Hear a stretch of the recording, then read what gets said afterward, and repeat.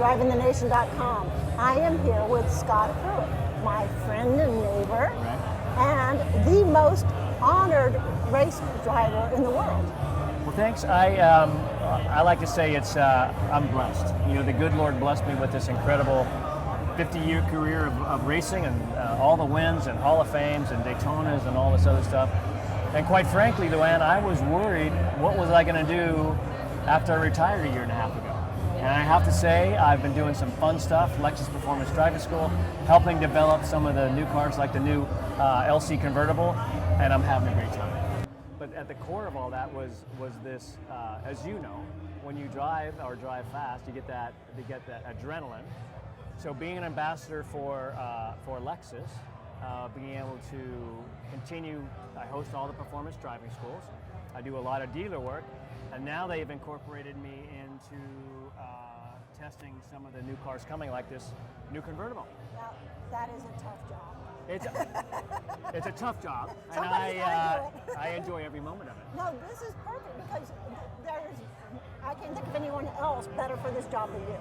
So tell me what it was that you tweaked on this car. We wanted to make the throttle application and the brake application very linear, yes. and even with the convertible, interestingly enough, we're going to use a slightly different brake pad material, something that's a little bit more progressive, because we don't need that race car stop. We want to have that more direct, progressive stop. So more of a luxury stop. I wouldn't say luxury. Because when you think of those things, this is still very much a performance car. You want to have that direct driver engagement from the steering to the braking to the throttle and all those things. However, you don't need to do that at that ultimate level. Okay. So we can bring it back a little bit, and then have, when you drive this car on your favorite road in California, yes, you will have that direct, when you go to apply the brakes and apply the throttle, all very progressive and very enjoyable. Scott, which is more important, horsepower or torque? Both go hand in hand, and it really depends on what application that you have. If you have an Indy car on oval, it's all about horsepower. If you are racing on a street track, it's a lot more about how fast can I accelerate to the next turn. So I think both have to go hand in hand with torque and horsepower both. Which is the hardest racetrack that you've ever been on?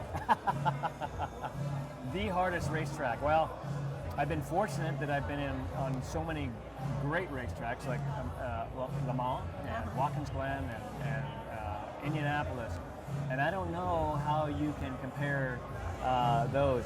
One thing I can tell you, I've enjoyed every racetrack I've ever driven on, even though they're significantly different. Some are very short and tight, but I would have to say those that are absolutely not forgiving are the street tracks. Because if you make a mistake, you don't have runoff.